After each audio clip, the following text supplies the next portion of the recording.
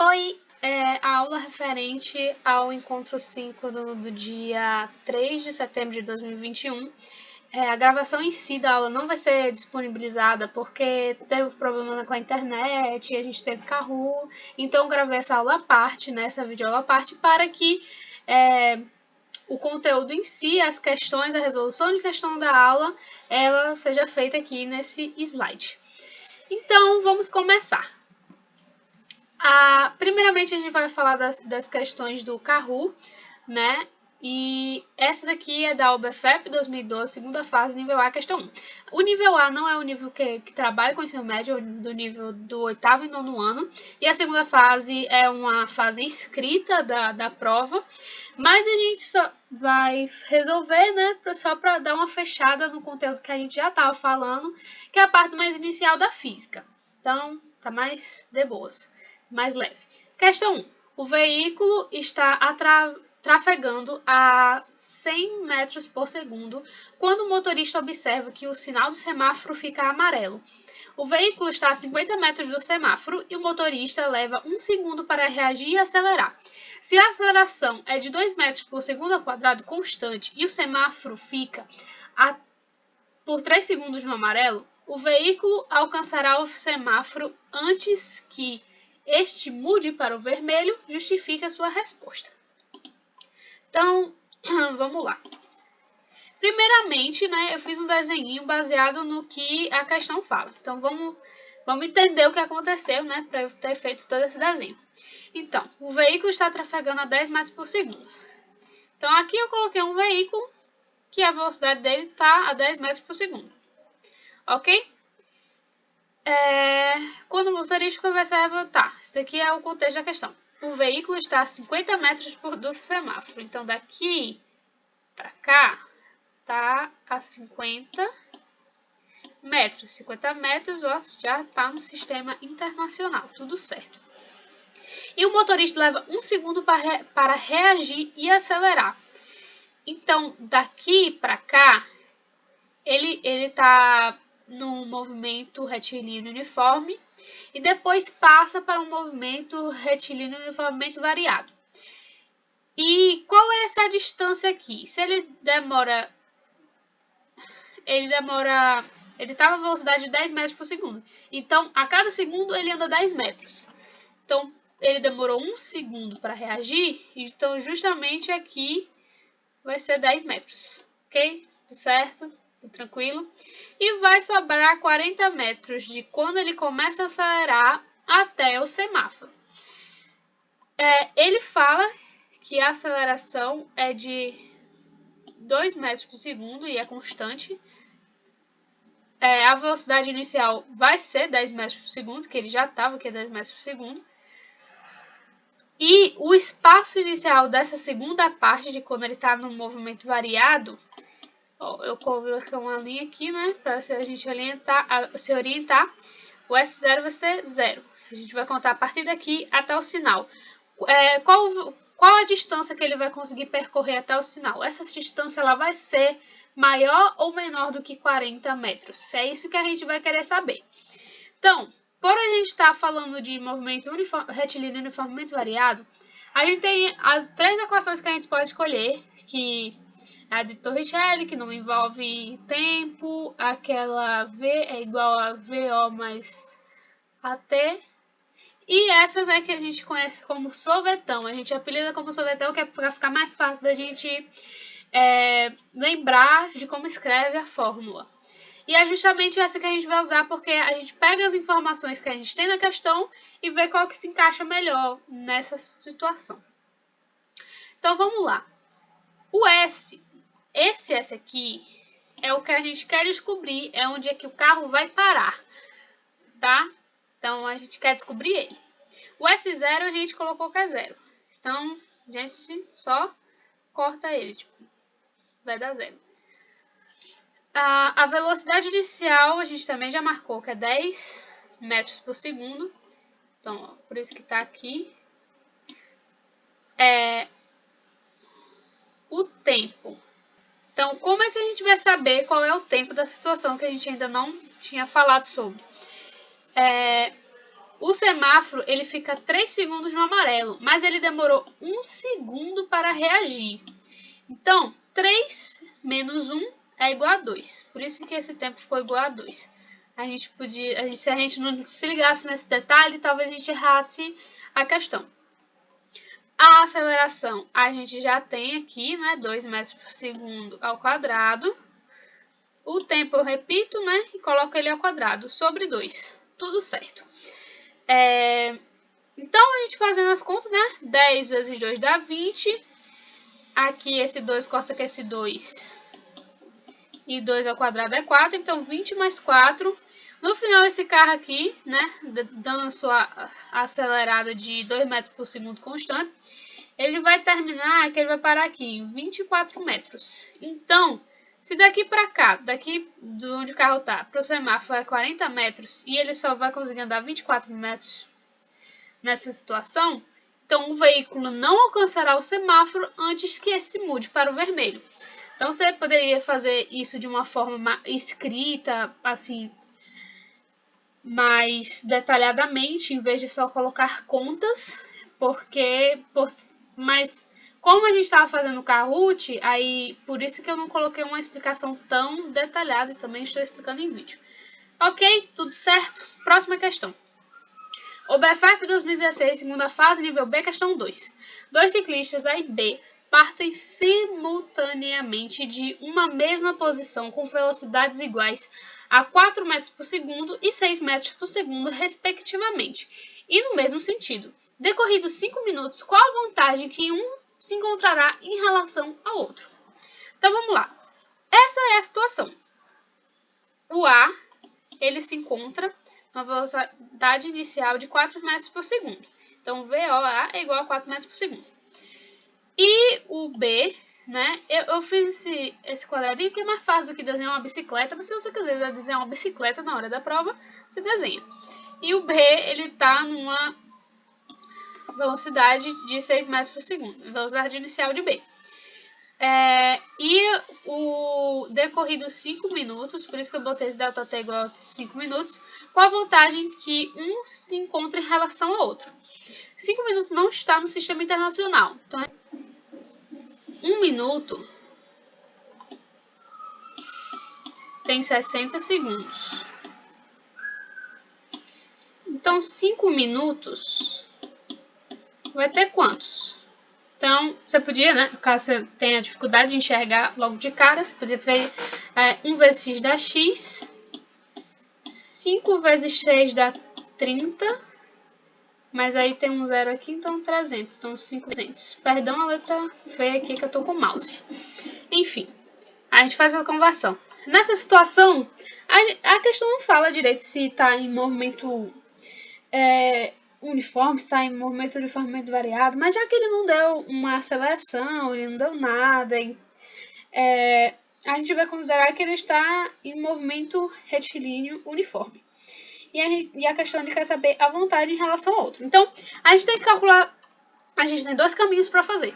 A gente pode calcular separadamente onde A se encontra depois de 5 minutos e onde B se encontra daqui a 5 minutos, ou usar a velocidade relativa. No caso, eu fiz a primeira situação.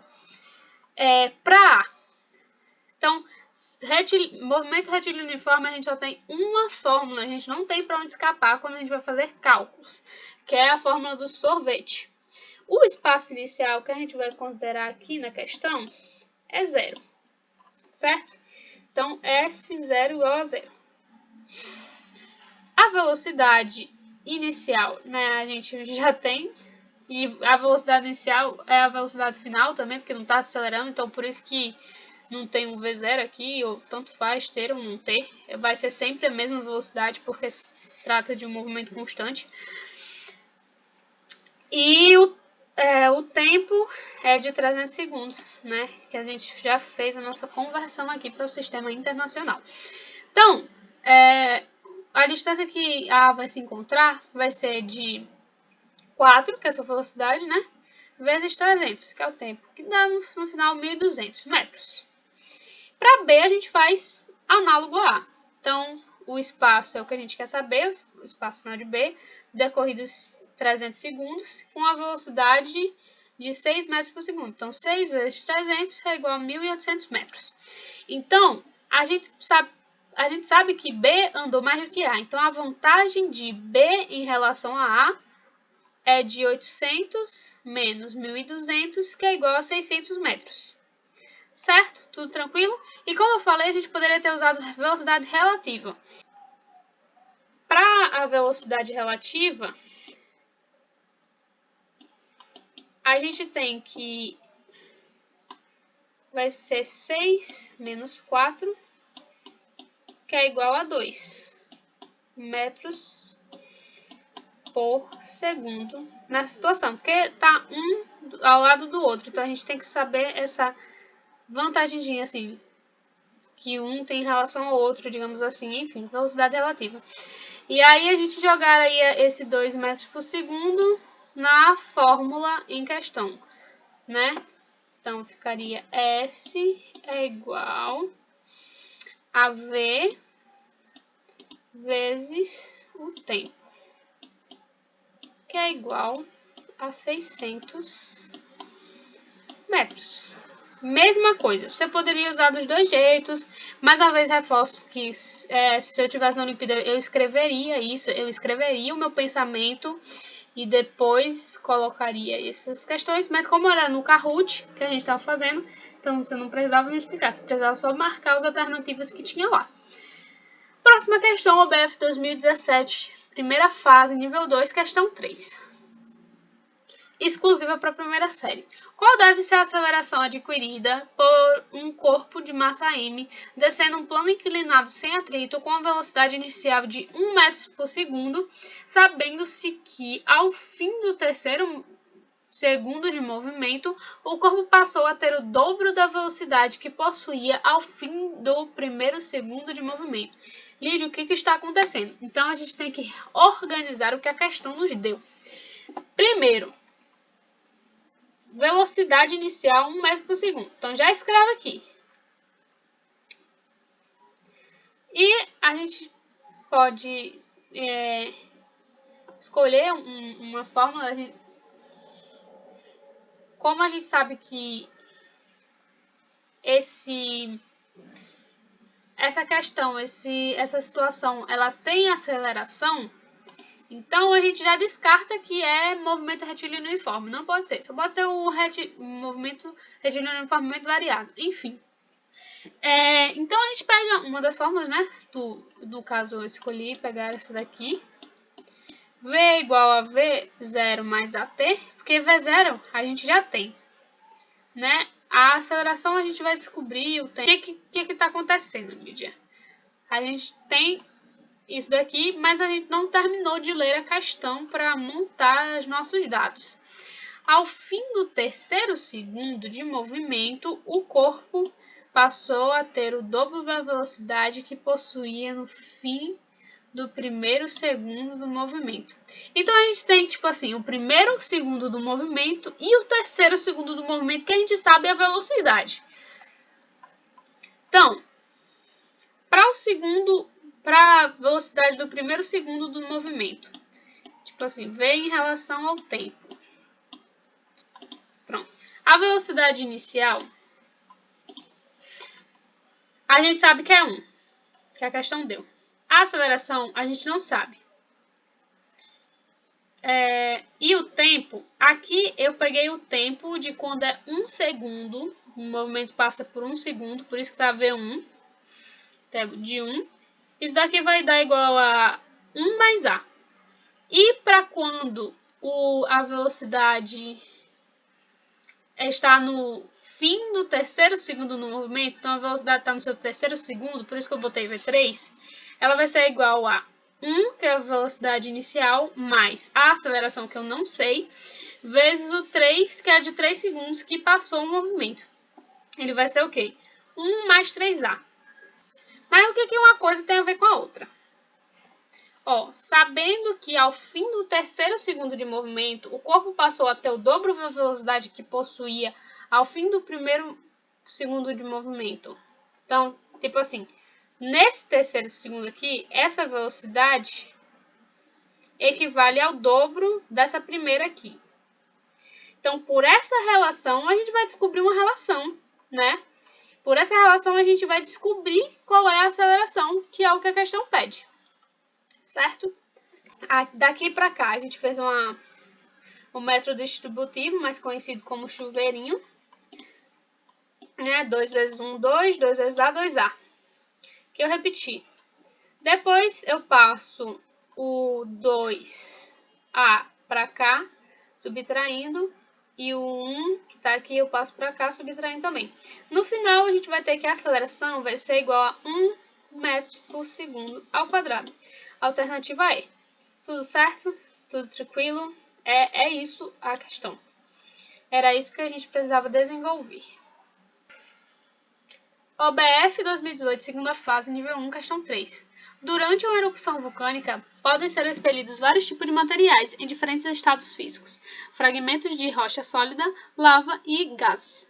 O poder de destruição em uma erupção é maximizado pelo lançamento de rochas ígneas chamadas bombas vulcânicas. Considere que uma dessas bombas possa ser lançada até uma altura de 2 km, desprezando o atrito com o ar. Qual o valor aproximado da velocidade vertical da bomba? Então, vamos desenhar a situação. Aqui, ela fala, né, no final, ela pode ser lançada até uma altura de 2 km. Então, aqui a gente tem um desenho. Não sei se dá para vocês entenderem o conceito do desenho, mas aqui é o vulcão, tá? Que é o vulcão, e ele está lançando essa bomba aqui com a velocidade inicial que a gente não sabe. Que a gente não sabe qual é, que é justamente o que ele pede, o valor aproximado da velocidade inicial. Depois que essa bomba completa o movimento, ela foi lançada aqui numa velocidade, a gente sabe, ela sobe, ela para e depois ela volta a cair. Então, nesse momento que ela para e volta a cair, a velocidade final dela vai ser 0.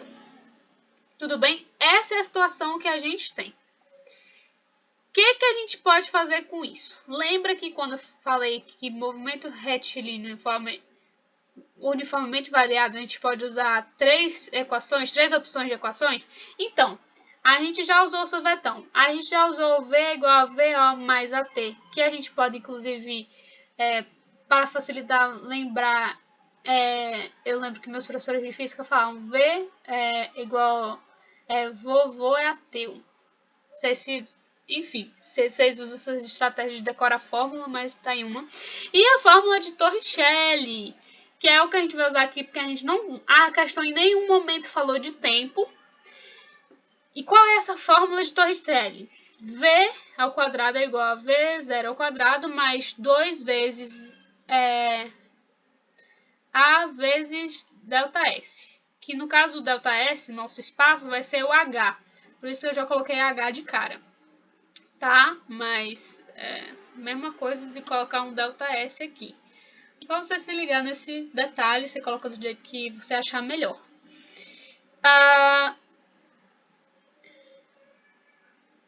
Ok. V final, a gente sabe que é 0. Então, a gente mantém o 0 até não poder mais. V0 ao quadrado, a gente não sabe quanto é o V0, porque a gente quer descobrir o valor dele. 2, daqui 2. A aceleração, nesse caso, a gente está falando de uma componente vertical. A aceleração vai ser a aceleração da gravidade. Porém, a gente tem que ver que assim, a gravidade, ela tá para cá. Mas o sentido positivo do movimento, que é uma coisa que a gente já falou em uma aula passada, ela tá para cá. Então, a gravidade vai ser menos G. Então, é menos 10. Vezes a altura, que está em quilômetro para metro, fica 2.000 metros. Ok? Então, daqui para o resto aqui é matemática. Apenas resolver uma equação. Zero se conserva, né? O V0 ao quadrado também deixei igualzinho. E eu só fiz multiplicar uma correção aqui. Eu Esqueci de colocar o 0 no calo da emoção. Mas tá aqui, é 40.000. Então, vamos lá. 2 vezes 2 dá 4. Aí conserva os zeros, né? Aí vezes menos 10, aí vai dar menos 40.000. Então, eu passo esse 40.000 para o outro lado, depois extraio a raiz e tenho que a velocidade inicial nessa situação é de 200 metros por segundo. Não precisa nem fazer um valor aproximado, é esse valor mesmo. Certo? Então, essas são as questões que eu coloquei no Kahoot. E agora a gente vai continuar com a nossa resolução da OBF 2020, fase 1, nível 2. A gente vai resolver da questão 6 até a questão 10, ok? Então, vamos lá. Um pequeno bloco metálico de massa 1,2 kg está apoiado sobre uma superfície horizontal plana e lisa que gira em torno de um eixo vertical fixo que atravessa seu centro. Essa plataforma pode ser vista como um carrossel de piso liso. A baixa velocidade, o bloco não desliza sobre a plataforma, pois está preso a uma corda de 2 metros de comprimento, cuja outra extremidade está fixa no eixo de rotação. Sobre o bloco metálico está um pequeno bloco de borracha de massa 0,8 kg. O coeficiente de atrito estático entre as superfícies de contato dos blocos é igual a 0,8. Sabendo que a corda suporta uma tração máxima de 64 newtons, determine a velocidade máxima angular em radianos por segundo com que a plataforma pode girar de forma que os dois blocos descrevam movimentos circulares. O assunto dessa questão está dentro da dinâmica, né? Mais especificamente vai falar sobre a resultante centrípeta e força de atrito. Caso vocês queiram dar uma pesquisada e tal, ou saber que assunto é esse, eu coloquei nesses slides, a cada questão eu coloquei. Vamos desenhar a situação para entender o que está acontecendo. Então, a gente tem um bloco metálico, que é o que está em vinho. Aí ele tem a sua massa e tal, tudo bonitinho. Ele gira em torno de um eixo vertical fixo que atravessa seu centro. Então tem um eixo aqui vertical, ele está fixo, aí tem uma cordinha que ele vai falar. O bloco está deslizando sobre a plataforma. Enfim, todo esse desenho e o bloco pequeno de borracha, tá tudo aqui, tudo desenhado. Então, vamos analisar o que está acontecendo com ele. Então, para cá, essa setinha que apareceu, é a força de atrito. Porque assim, a gente tem que desenhar, é muito importante a gente desenhar nessa situação. A força de atrito, porque assim, quando o objeto ele tá quando ele está girando, ele quer expulsar esse bloco de borracha para cá, sendo que tem uma força de atrito que está puxando esse bloco para cá, e é por isso que ele fica aqui em cima do bloco de metal, tá? É isso que está acontecendo. Então, por isso existe essa força de atrito. E existe a força de tração da corda. Então, ó, força de atrito, força de tração da corda. É isso que está acontecendo. Ademais, também a gente tem a presença da força normal, que ela é perpendicular à superfície. E a força peso dos blocos aqui, ó. Tem a força peso desse bloco de borracha. Tem a força peso desse bloco de metal. A força peso dos dois a força peso total, só somar os dois, qualquer coisa. Enfim. Lendo a questão, a gente desenha, a gente tem esse seguinte desenho. Tá? Então vamos resolver a questão. No bloco de borracha temos a força de atrito, que equivale à força centrípeta. Tipo, ela equivale numericamente à força centrípeta. Lembra que eu fiz setinhas diferentes? Então elas equivalem, uma equivale à outra numericamente falando, tá? Então, a força centrípeta a gente usa essa fórmula aqui. Força centrípeta é massa vezes a velocidade ao quadrado sobre o raio. E a força de atrito, a gente também já tem uma formulazinha para ela, é μ, que é o coeficiente de atrito, vezes a normal. A normal, lembra que ela equivale ao peso, né? Então, eu só repetir aqui e coloquei o peso. Peso é o quê? Massa vezes a gravidade. Por que está aparecendo o MB? Porque eu só estou analisando o bloco de borracha. Estou colocando o M do bloco de borracha, tá? E ela aparece tanto aqui quanto aqui. Então, eu posso cancelar, né? Uma com a outra. Ficamos assim, uma na outra. Então, a gente tem que μ vezes G é igual a V ao quadrado sobre R. Daqui é só substituir os valores e descobrir qual é a velocidade dessa questão, dessa situação. 0,8 vezes 10 é igual a V ao quadrado sobre 2. O raio é 2, a gravidade é 10, que diz uma vez da prova. O coeficiente é 0,8. No final, 0,8 vezes 10 dá 8. Aí 2 vezes 8 dá 16. Então, extraindo a raiz, a gente tem que a velocidade é 4 metros por segundo. Essa é a velocidade linear da situação. Mas existe uma coisa chamada velocidade angular, né? E a velocidade angular é justamente a velocidade linear é igual a velocidade angular vezes o raio. Então, para descobrir essa velocidade angular, é só substituir os valores, né? 4 é igual a velocidade angular vezes 2. Então, a gente tem que velocidade angular é 2 radianos por segundo. Pronto, essa já é a resposta. Mas a corda aguenta? A corda aguenta essa situação que está girando nessa velocidade, essa coisa? Então, para isso a tração não pode exceder a 64 newtons. Então, vamos lá.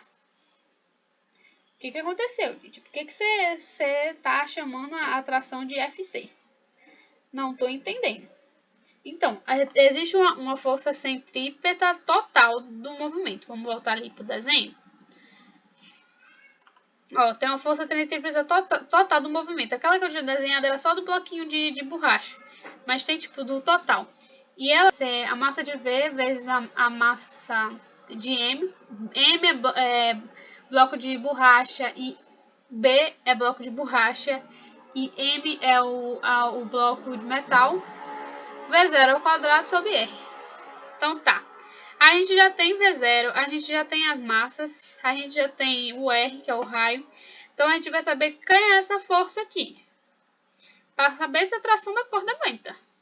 Então, fazendo os cálculos, a gente tem que essa força centrípeta é 10 newtons. Então, ela aguenta sim, porque ela é menor do que 64 newtons.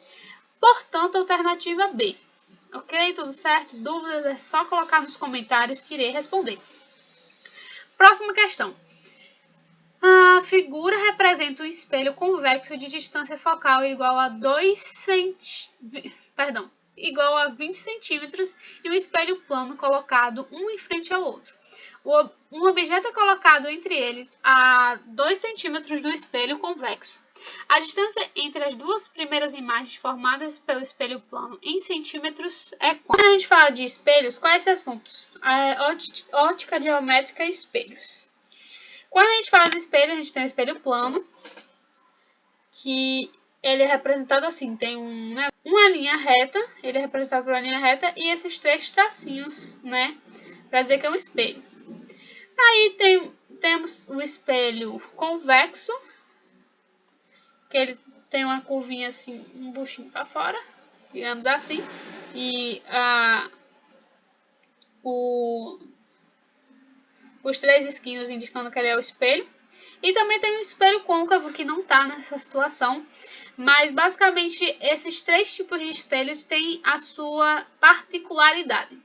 Então a gente vai ter que lembrar de algumas particularidades básicas aqui para falar sobre essa questão.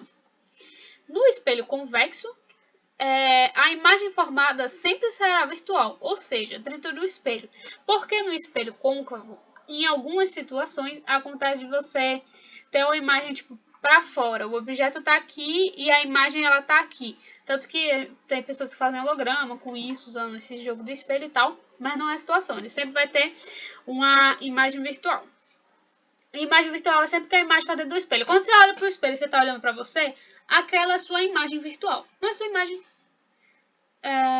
A sua imagem real é como se tivesse um de você do seu lado, digamos assim, ou perto de você, mas não dentro do espelho.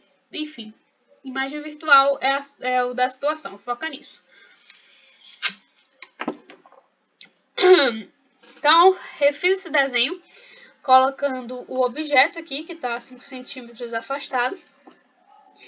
E a gente vai calcular quanto vai colocar, escrever aqui quanto são essas distâncias aqui que sobraram, que eu botei as linhas em pontilhado. Então, O de objeto, a imagem no espelho convexo, e ele vai ter uma imagem, esse objeto aqui vai ter uma imagem no espelho côncavo. No espelho plano, perdão. Espelho plano. Vai ter uma imagem aqui no espelho plano. Esse objeto, a imagem dele. Esse objeto, a imagem dele no outro espelho. Entendeu? Certo? Essa distância aqui eu vou chamar de pelinha porque eu não sei qual é. Essa daqui é 30 menos 5, dá 25. E como é que eu sei a imagem se daqui pra cá? Como é que eu sei que é 25? Porque toda vez que você fala de um espelho plano, ele tá parado, tá tudo certo lá, ele vai estar a mesma distância do que o objeto tá fora dele. Tipo assim, se tivesse a 5 centímetros aqui, a imagem dele seria formada 5 centímetros atrás do espelho, vamos dizer assim, atrás.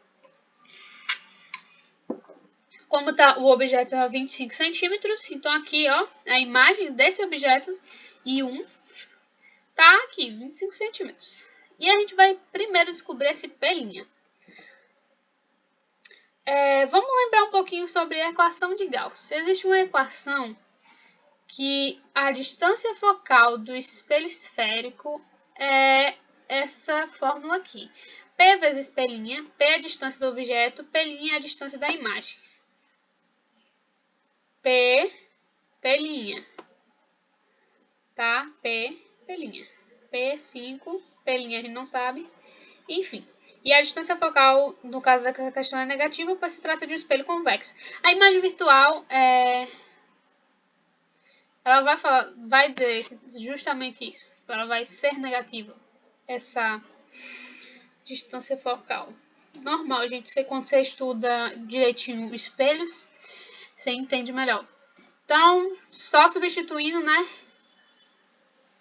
Lídia, o que aconteceu aqui? A questão ele dá que a distância focal é 20. Aí eu só deixei ela negativa, porque a gente analisou que ela seria negativa, tá? Menos 20 é igual a 5 vezes pelinha, que eu não sei quem é, sobre 5 mais pelinha. Pronto, daqui para baixo é só a equação.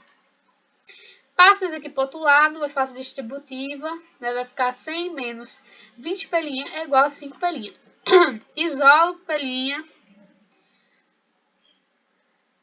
E temos que, ao final, pelinha é igual a menos 4 centímetros. Então, a distância daqui para cá é 4 centímetros. É basicamente isso que a questão está falando.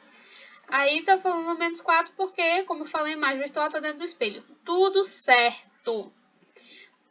Como eu coloquei na observação aqui, por se tratar de uma imagem virtual, pelinha deveria estar negativa. Tudo está dentro da normalidade.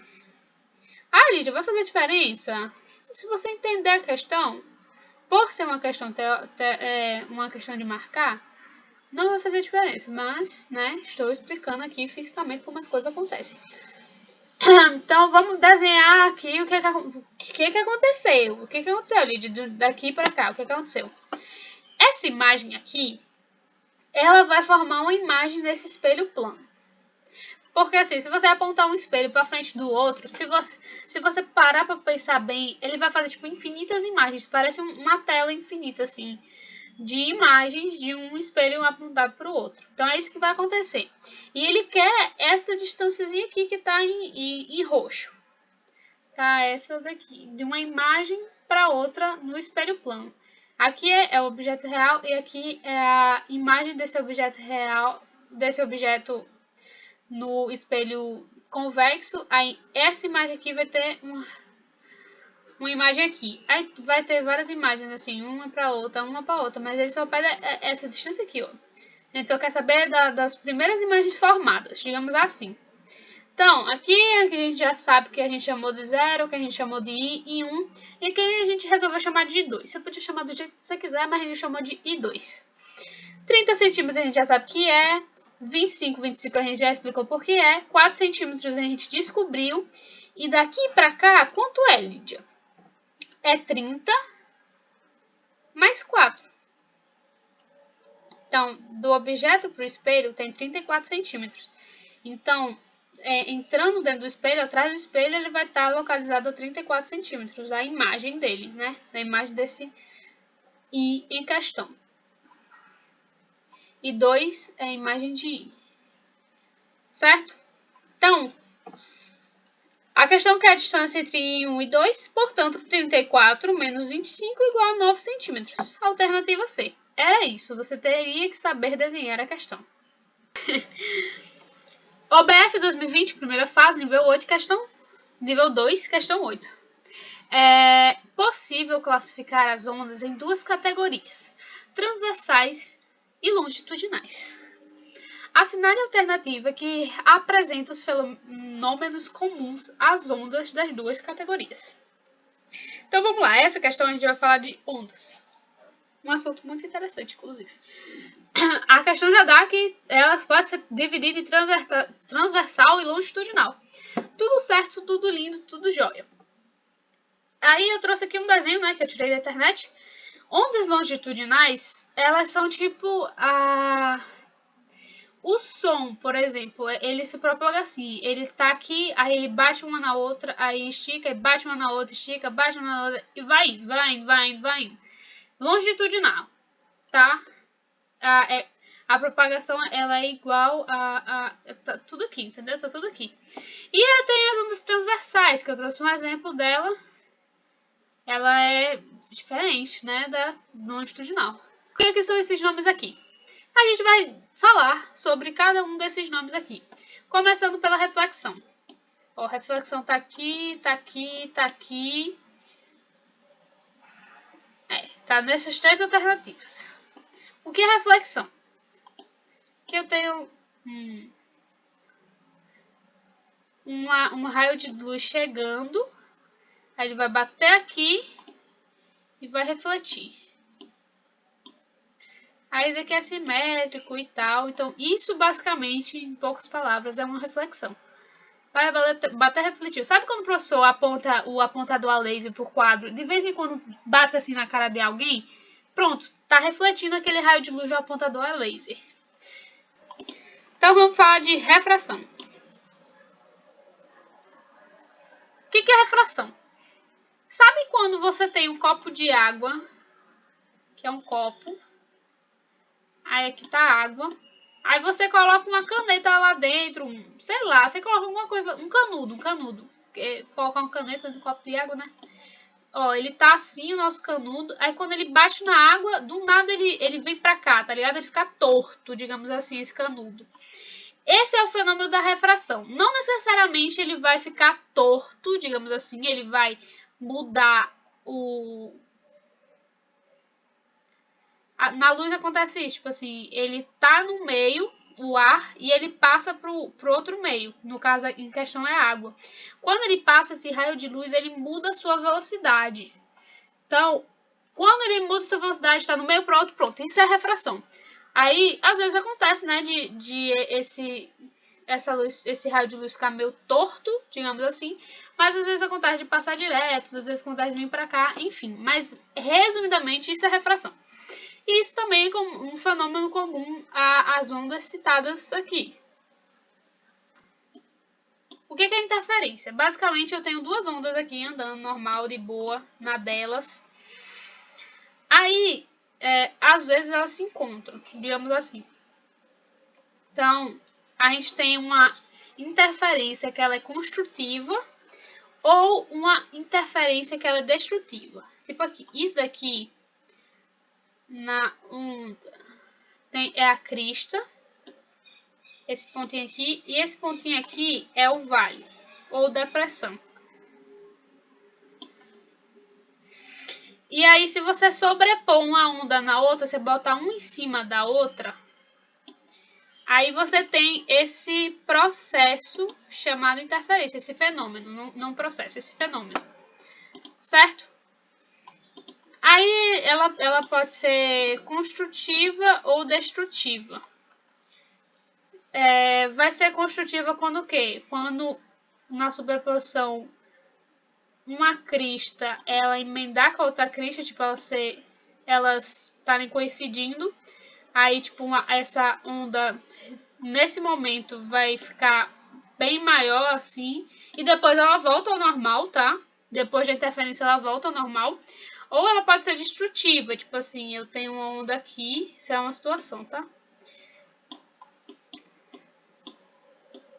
Eu tenho uma onda aqui e essa onda aqui. Aí, ó, tá vendo que tá crista com vale? Então vai ter mais ou menos um resultado assim, ó. Quando é destrutiva.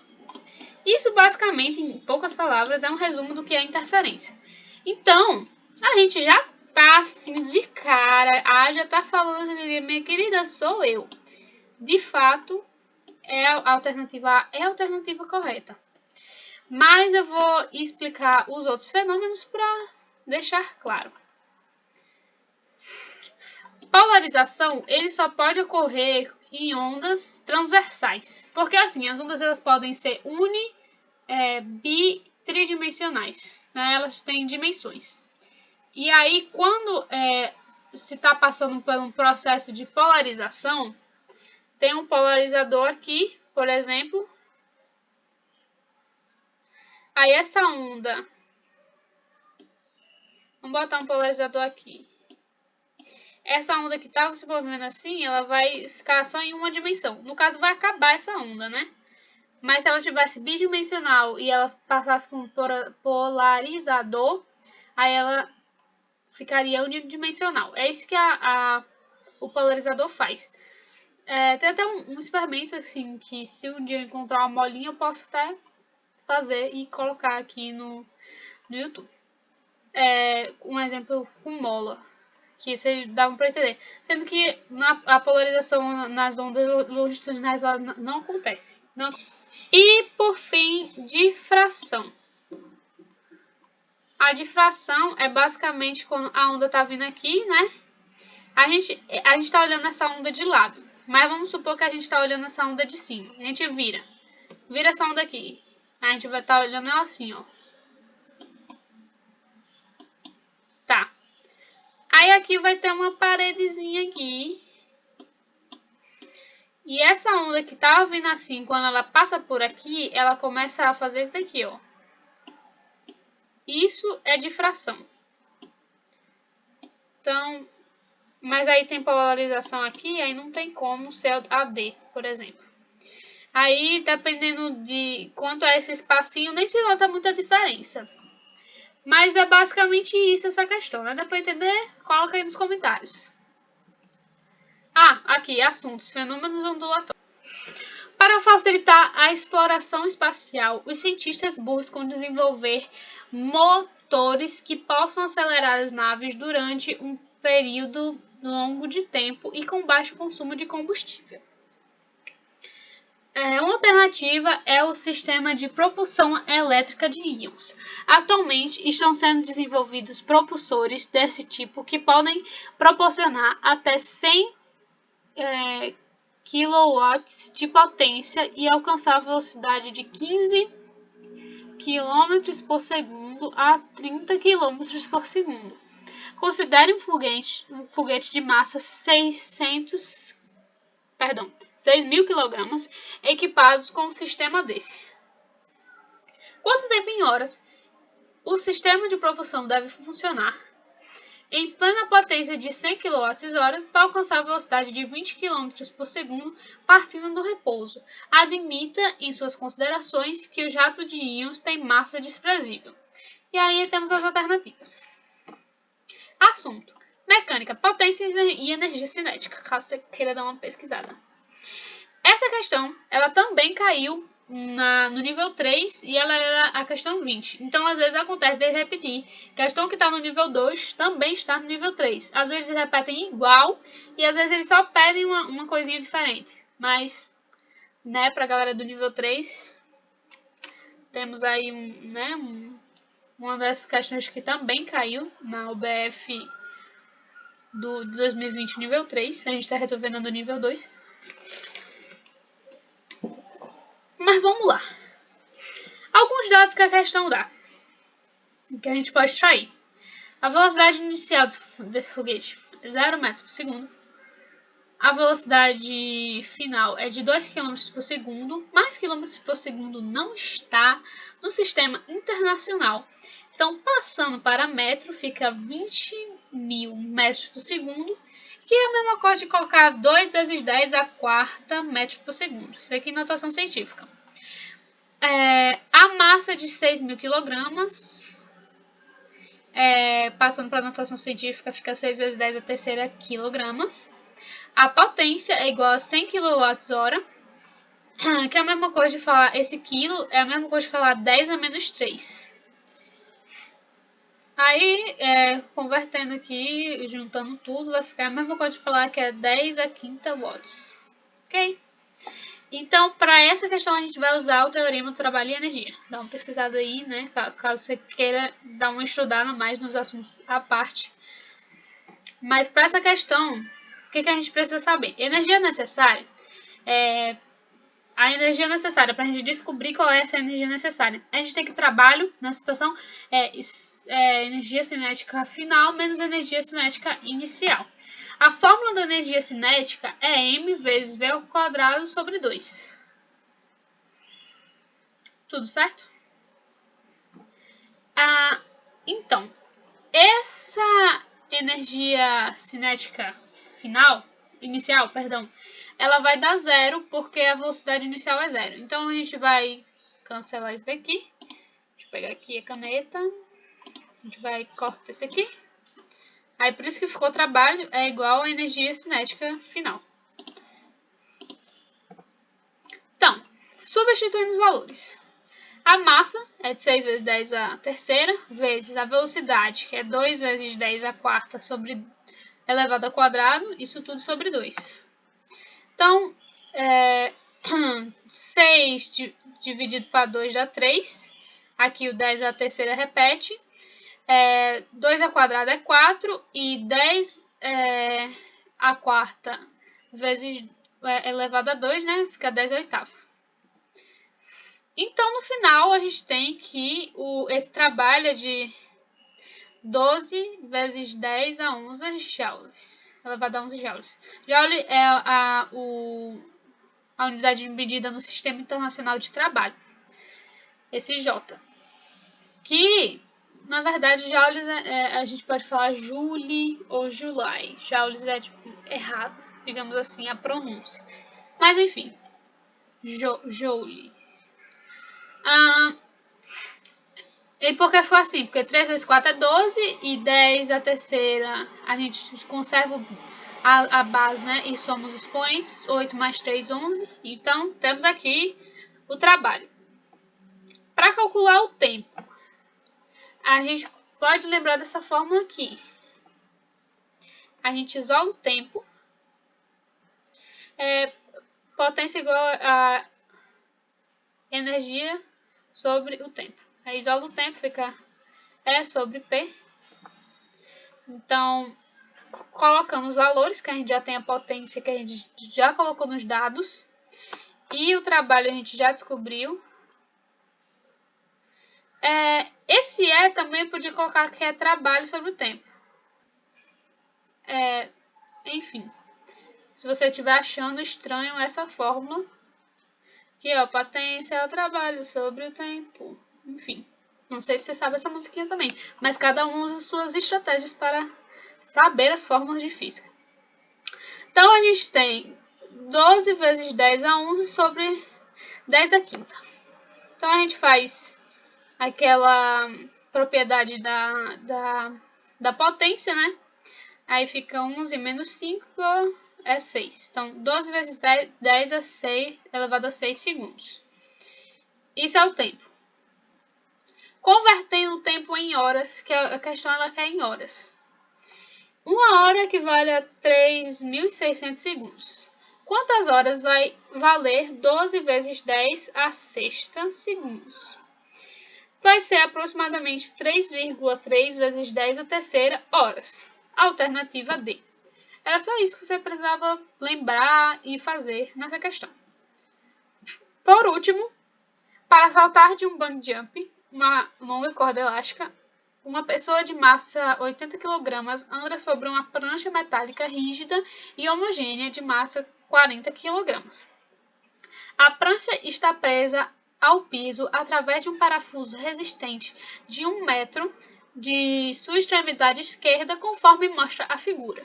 Aqui é a figura da questão. Qual o valor da força em QGF? Se você não sabe o que é, você pode ler QGF. KGF.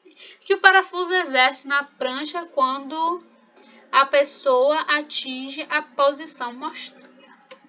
Assunto: mecânica e estática. Então, dentro da física mecânica é o assunto de estática. E essa questão também caiu no nível 3, e ela também era questão 10. Então, mesma questão da UBF 2020. Do nível 2 igual ao nível 3. Então vamos lá. Anotações iniciais. O peso da pessoa de 800 newtons, porque peso é igual a massa vezes a gravidade. A gravidade, a prova pede para considerar 10, então 10 vezes 80, 800. E o peso da prancha é 400 newtons. Ok? Estamos lidando com a situação que envolve momento. Tá? Então, se você quiser pesquisar também o que essa questão está falando, ela está falando sobre momento. O que está acontecendo? Percebe-se que esse sistema, em alguns pontos, tem tendência a girar para o sentido horário e em outros pontos para o sentido anti-horário. Contudo, como se encontra em equilíbrio, né, tá tudo equilibrado lá, não está nem pendendo para um lado nem pendendo para o outro, a variação do momento é zero. Como assim? O que está acontecendo? Se você for ignorar essa parte aqui, digamos assim, essa pessoa aqui, equilibrada só nesse picozinho aqui, nesse triângulozinho aqui, ela tem tendência o quê? A cair aqui, ó. Ui! Mas aí tem ignorando essas duas setinhas aqui, por exemplo. Se considerar só essa... O que ele chama isso? Essa madeira? Deixa eu ver. Prancha. Se eu considerar essa prancha aqui, o centro de massa dessa prancha... o centro de massa é, digamos, onde ela se equilibra. Ela tá aqui. E dá pra ver que ela não tá equilibrada, digamos assim. Ela não tá posta no seu centro de massa. Então, ela tem tendência a cair pra cá. E aqui tem um parafuso que tá dando, né, uma segurada, então, uma segurada aí. Mas ela tem tendência a girar pra cá. Essas são as setinhas. Então, aqui, para o sentido... Lembra o que é sentido horário? Sentido anti-horário? Não sei se vocês usavam relógio analógico na sua época de escola assim do infantil, mas aqui temos um relógio, né? Aí tem aqui as horas e tal. Aí tem os ponteiros. Não sei se né, como as coisas estão, mas o ponteiro tá aqui. O ponteiro ele gira para cá. Então, se ele gira para cá, esse é o sentido horário. E quando gira para cá, é o sentido anti-horário. Então, ó, de vermelho eu coloquei o sentido anti-horário e de roxo eu botei o sentido horário. Ok? Tudo certo? E aqui eu coloquei, o porquê de... por que tá querendo girar nesse sentido e por que tá querendo girar nesse outro sentido. O momento do sentido horário vai ser igual ao momento no sentido anti-horário. E qual é a fórmula do momento, Lídia? Momento é uma força vezes o deslocamento. Deixa eu tirar esse desenho do reloginho do meio. Então, vamos lá. Momento no sentido horário. Força, o caso aqui é a força-peso, vezes a distância. A distância é o quê? 4,5 menos 2, 2,5. é igual a... Aí, momento no sentido anti-horário. 400 é o peso da prancha, vezes 0,5. Lídia, por quê? Por que 0,5? Essa linhazinha aqui é nossa referência, é o nosso zero, tá? Então, daqui para cá é 0,5 metros. Por quê? Vamos lá. Lembra que eu falei centro de massa? Vamos esmiuçar um pouquinho ele melhor. Essa prancha aqui, ele tem 7 mais 1, 8 mais 2, 10 metros. Essa prancha tem 10 metros.